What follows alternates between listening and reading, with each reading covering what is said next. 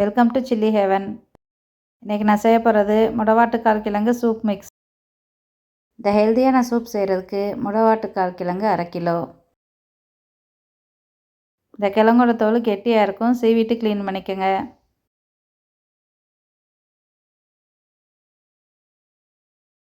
தோல் சீவிட்டு முடவாட்டுக்கால் கிழங்கை கழுவி எடுத்துக்கோங்க.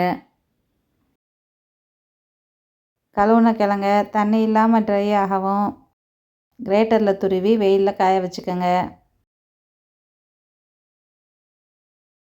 சின்ன வெங்காயம் ஒரு கைப்பிடி, அதில் பாதி தோல் உரித்த பூண்டையும் சின்ன வெங்காயத்தையும் சின்னதாக கட் பண்ணி வெயிலில் காய வச்சுருங்க.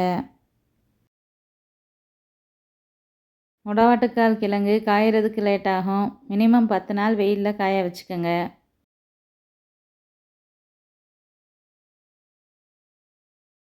கிழங்கு நல்லா காஞ்சிருச்சு.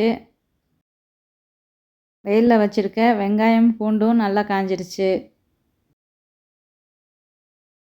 காஞ்ச வெங்காயத்தையும் பூண்டையும் காய வச்சுருக்க கிழங்குல போட்டுக்கோங்க.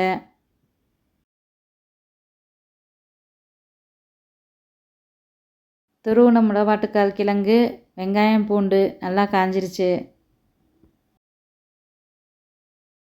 பாசிப்பருப்பு 2 டேபிள் ஸ்பூன், மிளகு 1 டேபிள் ஸ்பூன், சீரகம் 2 டேபிள் ஸ்பூன், பட்டை 2, கிராம்பு 4, ஏலக்காய் 3, அன்னாச்சிப்பூ 2 எல்லாம் ரெடியாக எடுத்து வச்சுக்கோங்க.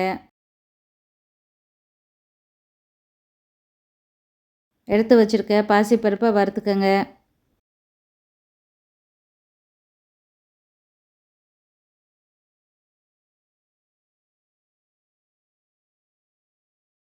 பருப்பு வறுபடவும் மற்ற எல்லாத்தையும் போட்டு லேசாக வறுத்து ஸ்டவ் ஆஃப் பண்ணிடுங்க.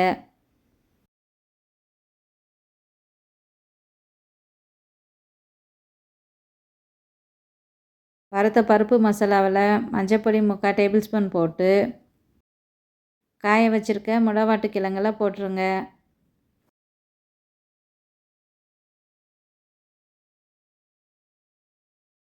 உப்பு 1 டேபிள் ஸ்பூன்,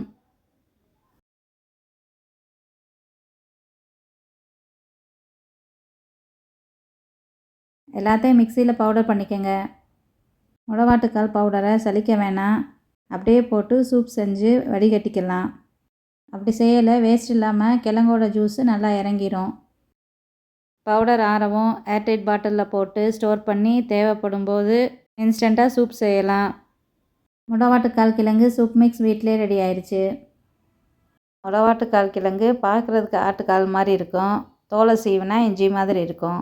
இந்த கிழங்கு எலும்புக்கு பலத்தை தரும். இந்த இன்ஸ்டன்ட் பவுடரை போட்டு சூப் செய்கிறதுக்கு தண்ணி 300 ml,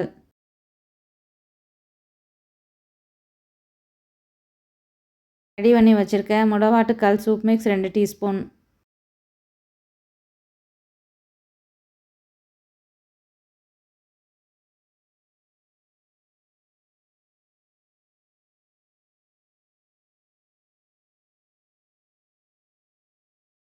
மிக்ஸ் பண்ணி பச்சை மிளகா 1,